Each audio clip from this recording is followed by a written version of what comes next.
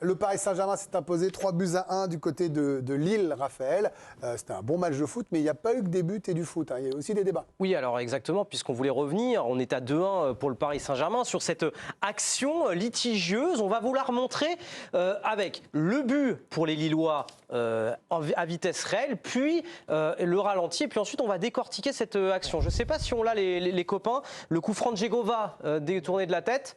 On l'a ou on l'a pas? Voilà, regardez, avec la tête d'André pour Thiago Santos qui trompe Donnarumma, le but refusé pour hors-jeu par le VAR. Alors pourquoi ce but aurait dû être accepté? On a décortiqué donc ce but en 3 étapes. Regardez tout d'abord, au départ du coup franc, Benjamin André est couvert, donc là il n'y a pas de hors-jeu, il est en bas à gauche de votre écran, Benjamin André. Exactement. La deuxième étape sur la remise de la tête, on va la voir, s'il vous plaît, de Benjamin André pour Thiago Santos. Il est bien en position de hors-jeu, Thiago Santos, comme le montre le révélateur. Problème entre la tête de Benjamin André et la reprise de Thiago Santos. On arrive à notre 3e étape. Thomas Meunier, au centre de l'écran, va toucher le ballon et remettre en jeu Thiago Santos. Donc le Brésilien n'est donc plus en position de hors-jeu et le but aurait dû être validé par le VAR. Alors, première réaction. On va voir les réactions, puis après on pose la question, Alicia. Bien sûr, première réaction, celle du président lillois, Olivier Létang. On met des millions d'euros, des milliers d'euros sur la table pour avoir la vidéo. Le VAR pour être certain de prendre les bonnes décisions. L'arbitre, M. Bastien, qui n'y est pour rien, m'a confirmé que le fait que Thomas Meunier touche le ballon remet en jeu Thiago Santos. Je suis très énervée par rapport à ça. Oui, on a fait des erreurs. Oui, on a joué contre une bonne équipe. Mais l'élément central, c'est qu'à 8 minutes de la fin, on doit être à 2-2 avec une équipe lilloise qui pousse. Le résultat final est tronqué. Alors, de toute façon, on a bien tous compris qu'il y avait but. C'est même pas une question d'appréciation. Je vous pose la question, devant cette erreur, le VAR arbitrage vers une nouvelle saison Qatar, oui, non, je parle des saisons 4, épisode 6 ici, ça fait plus longtemps, on regarde. Oui, non, non, il y a de l'optimisme chez Bertrand et Charlotte, chez Alicia, il n'y a plus de pitié. C'est pas très encourageant quand même pour Karine. Bah oui, on va vers la Qatar et non pour Raphaël. Vicage Dorasso. Je disais souvent c'est de l'appréciation. Ici, on s'est déjà écharpé. Le mot est un peu fort, mais on s'est déjà pris la tête en se disant il y avait but, c'est l'esprit du jeu, tout ça. Là, que nous hier en temps réel, quand on voit le match, moi je vois pas que Meunier touche. Pour moi, il y a hors-jeu sur la première ligne. Mais eux, c'est leur boulot. Ils ont le ralenti. Ils peuvent prendre 1 minute, parfois 2 minutes, quitte à ce que ce soit un peu plus long. Ça paraît fou qu'ils n'aient pas vu la déviation de Thomas Meunier, non? Ils n'ont pas dû regarder au bon moment. Ils n'ont pas dû décortiquer l'image jusqu'au bout. Ils ont dû s'arrêter au moment de la tête. Du coup franc, puis après de la tête, et pas imaginer qu'il pouvait y avoir une... faut vraiment décortiquer. Oui, ça pose problème. C'est vrai que de dos, là, je me permets, parce qu'on voit l'image, de dos, on ne le voit pas forcément, mais leur boulot à eux... Mais eux, ils ont pas d'image. Voilà, leur boulot, c'est de regarder tous les angles. Nous, on a décortiqué, on a trouvé les Havre, même si Raphaël le trouve. Je peux travailler au VAR maintenant. Au Havre, par exemple, ils ont annulé un but pour un hors-jeu 10 secondes avant le but qui se passe. Donc, ça veut dire qu'ils ont décortiqué plutôt une image que personne n'avait vue, qui était loin du but. Donc oui, ils ont fait une erreur. Moi, je reviens toujours au même point. Je veux dire, la VAR n'a pas apporté grand-chose dans le football, à part créer un scénario, créer... Alors statistiquement, je pourrais me permettre en faire l'avocat du diable, il y a eu plus d'erreurs corrigées que ça marche pas. C'est eux qui décident de ce qu'ils ont corrigé. Donc c'est de ce qu'ils ont regardé, de ce qu'ils ont corrigé. Donc c'est eux qui font leurs propres stats. Donc c'est un peu biaisé leur truc là. Après ce qui est embêtant là-dedans, Karine, c'est qu'évidemment, moi je comprends la colère du président lillois. On ne sait pas quel résultat il y aurait eu. Il a raison, Lille poussait, revenait à 2-2, ils avaient le momentum, la dynamique. Sur un résultat tronqué, on ne sait jamais comment on peut tourner un match, mais c'est vrai qu'à ce niveau-là, ça paraît quand même étonnant de ne pas valider ce but, quoi, tout simplement. Ah oui, non, mais c'est normal que Genesio aussi, parce qu'hier en conférence de presse et Létang soient extrêmement énervés. Parce très vite en plus. 2-2, c'est un tout autre résultat. Peut-être qu'on en serait resté à 2-2 ou peut-être que le score aurait évolué, mais c'est pas possible de faire des erreurs aussi importantes. Lille aurait été encore invaincu. Potentiellement, les deux équipes auraient été à 7 points. Là, voilà, le PSG est déjà la seule équipe à avoir gagné ces 3 matchs. Donc c'est une erreur qui a des conséquences énormes. Et c'est pas les seuls, parce que ce week-end, j'ai vu une Stéphanie Frappard encore qui était pas très inspiré. C'est pour ça qu'on a mis... Voilà, évidemment, c'est le fait majeur du week-end, le match du dimanche, le PSG, Lille, 2 équipes de Ligue des Champions. Mais c'est pour ça qu'on part sur une saison cata.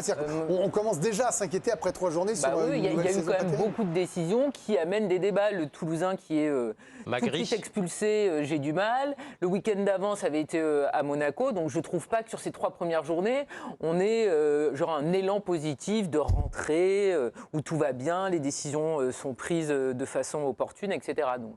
On salue Faro, qui est avec nous tous les lundis, tous les vendredis. On se met à la hauteur. Voilà, il ne vous répondra pas, mais par dessein. Il se met à hauteur de la Ligue, dit-il. On va écouter Bruno Genesio, vous en parliez. Donc c'est l'occasion d'écouter l'entraîneur lillois qui continue de parler de ces débuts de saison moyens, voire pas terribles, de l'arbitrage français. Le hors-jeu est jugé sur la remise de la tête de Benji. Si vous regardez bien les images, entre la tête de Benji et le but de Thiago Santos, le ballon est retouché par Thomas Meunier. Et au moment où Thomas Meunier retouche le ballon, il n'y a plus de hors-jeu de Thiago Santos.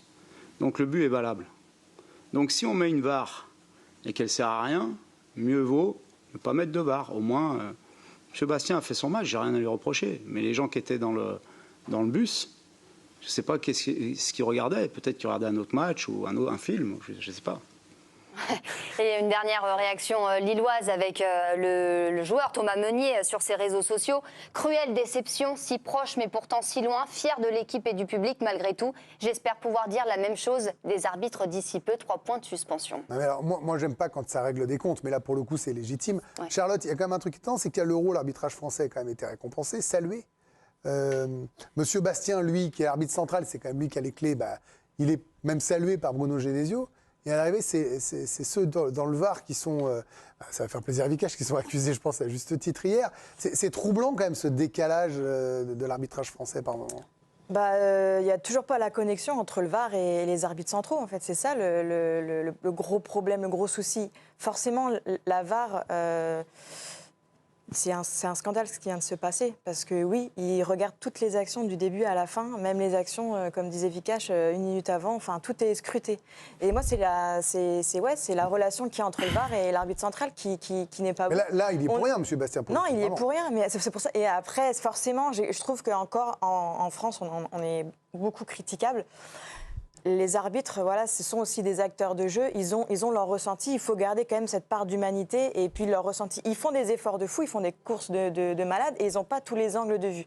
Donc c'est pour ça que c'est la VAR qui doit essayer de prendre le relais et de les apporter à être le plus performant possible. Et là, c'est pas le cas. Mais c'est pour ça que l'arbitrage global, pour moi, non, elle est en perpétuelle amélioration. Mais oui, la VAR, pour moi, on doit être beaucoup plus exigeant que ça. Je m'attendais à un oui sur votre ardoise vers une saison cata. Alors évidemment, là, il y a un peu de provocation dans notre titre. Moi, je ne cède pas vos provocations. Bien sûr, mais vous ne cédez jamais à mes provocations. Mais c'est vrai que Karine a bien résumé. On n'est pas sur un début idyllique, quoi. Sur quand même celui qui est le plus gros match depuis le début de la saison. Mais évidemment, hier, il y a une énorme erreur et ça explique ce pourquoi les gens qui, comme vous, étaient pour la vidéo, se sont trompés et devraient rejoindre les gens comme Vikash et moi qui aiment le football. Parce qu'au final, ça me fait... Moi, je maintiens qu'il y en a moins d'erreurs quand même. Mais il y a moins d'erreurs, mais c'est pas grave. Mais en fait, c'est pas le souci, parce que de toute façon, des erreurs dans la vie, dans tous les domaines de la vie, il y en a. Et en fait, moi, je pense qu'il ne faut pas faire croire aux gens il existe un monde, et en l'occurrence là, le football, où l'injustice n'existe pas. Et l'injustice, elle est d'autant plus inadmissible quand tout est mis en œuvre pour qu'il n'y en ait pas. Et là, vous êtes Lillois, vous vous dites, en fait, c'est truqué. Non, je vais dire, dans l'esprit, vous dites, mais en fait, c'est un truc de fou. Comme par hasard, on est contre Paris, on marque un but, on nous l'enlève. En fait, c'est ça qui m'embête un peu, c'est que du coup, ça va moi, je pense que ces thèses-là. Et moi, je pense que les gens sont évidemment parfaitement honnêtes, ceux qui étaient dans le VAR, sauf que sur cette action-là, ils sont incompétents et ils ont vu l'action comme nous et ils n'ont pas vu que Meunier la touche et que du coup, le but, il est valable. Après, pour le terme de kata, oui, il y a eu des erreurs. Moi, je pense que de toute manière, des erreurs qui changent le score d'un match. En l'occurrence, pas hier. Moi, je pense qu'hier, il ne reste plus que 10 minutes à jouer. L'équipe à domicile égalise. Sans doute que le PSG n'aurait pas gagné. Mais des erreurs qui changent le score d'un match, il y en a moins que nous le disions.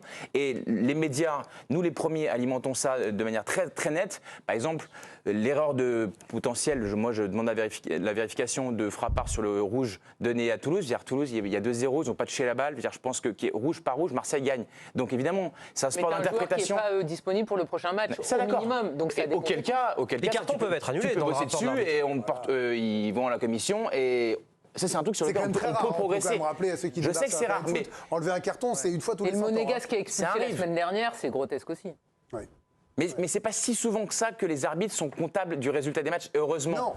Donc Mais moi, bon, la Qatar, moi, j'espère pas. Là, vous avez bien vu qu'on a mis, arbitrage, mais c'est vrai qu'il y avait plutôt un côté VAR. On n'est pas sur Monsieur Bastien hier, sur sa performance. Non, mais bon, c'est une équipe d'arbitrage maintenant, vu que vous avez décidé qu'il y avait la vidéo, donc c'est plus, il est plus tout seul, ils sont plusieurs. Je peux décider ce que je vais manger ce soir et comment je m'habille, mais je ne peux pas décider au niveau de l'arbitrage. C'est votre femme, ça peut-être, non? Non, c'est moi. Greg, on peut... Mais vous êtes toujours en 82, vous, hein? Non, on peut expliquer juste, revenir sur le règlement, c'est que quand il y a un litige avec le VAR sur une position de hors-jeu, dans ce cas de figure-là, l'arbitre n'est jamais appelé. Voilà. Et juste, on vous a publié la règle. Voilà, c'est un joueur en position de hors-jeu au moment où le ballon est passé ou touché par un coéquipier doit être sanctionné uniquement lorsqu'il commence à prendre une part active au jeu. C'est la loi 11, la loi du hors-jeu. Donc voilà, on voulait aussi vous citer le texte. Parfait. Allez, dans un instant, il est souvent hors-jeu, mais c'est pour ça qu'on l'aime. C'est Antoine